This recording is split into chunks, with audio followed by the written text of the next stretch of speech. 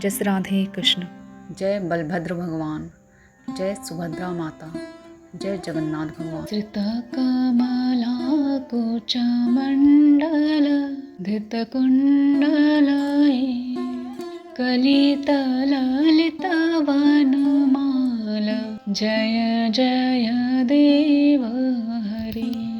कलितललितवनमाल जय जय देव हरि। नमस्ते, आप सभी का स्वागत है मेरे YouTube channel the beauty of spiritual life में। आप सभी को रथ यात्रा की अनंत शुभकामनाएं। रथ यात्रा की कथा। हर साल आषाढ़ मास के शुक्ल पक्ष की द्वितीया तिथि के दिन भगवान बलभद्र, माता सुभद्रा और भगवान जगन्नाथ की भव्य रथ यात्रा निकाली जाती है, जो कि श्री जगन्नाथपुरी मंदिर से शुरू होकर श्री गुंडीचा मंदिर तक जाती है। भगवान बलभद्र, माता सुभद्रा और भगवान जगन्नाथ कुछ दिनों तक माता गुंडीचा अपनी मौसी माँ के घर में ही रहते हैं। फिर कुछ दिन बाद वापस अपने मंदिर रथ पर बैठकर आते हैं, जिसका हिंदू धर्म में विशेष महत्व है। भगवान जगन्नाथ के रथ को नंदी घोष कहा जाता है। इस रथ के 16 पहिए होते हैं। रथ का रंग लाल और पीला होता है। भगवान बलभद्र के रथ का नाम ताल ध्वज है। इस रथ के कुल 14 पहिए होते हैं और इस रथ का रंग लाल और हरा होता है। माता सुभद्रा के रथ का नाम दर्प दलन है और इस रथ में 12 पहिए होते हैं और इस रथ का रंग काला और लाल होता है। कलयुग में श्री कृष्ण ने राजा इंद्रद्युम्न के सपने में आए और उनसे कहा कि वह पुरी के समुद्र के किनारे एक लकड़ी तैरता हुआ आ रहा है, उस लकड़ी से उनका विग्रह बनवाए और बाद में उसे मंदिर में स्थापित करा दे। श्री कृष्ण के आदेशानुसार राजा ने इस काम के लिए काबिल शिल्पकार की खोज शुरू की। कुछ दिनों में एक बूढ़ा व्यक्ति उन्हें मिला और इस विग्रह को बनाने की इच्छा जाहिर की, और ये बूढ़े व्यक्ति कोई और नहीं बल्कि श्री विश्वकर्मा जी ही थे।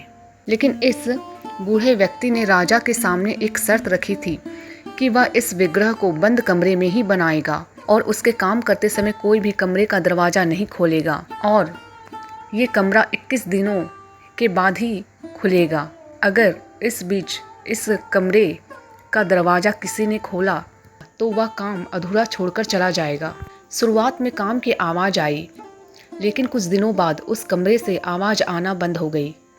माता गुंडीचा और राजा सोच में पड़ गए कि दरवाज़ा खोलकर एक बार देखे या नहीं, कहीं उस बूढ़े व्यक्ति को कुछ हो ना गया हो। इस चिंता में माता गुंडीचा ने एक दिन 21 दिनों का इंतजार किए बगैर उस कमरे का दरवाज़ा खोल दिया।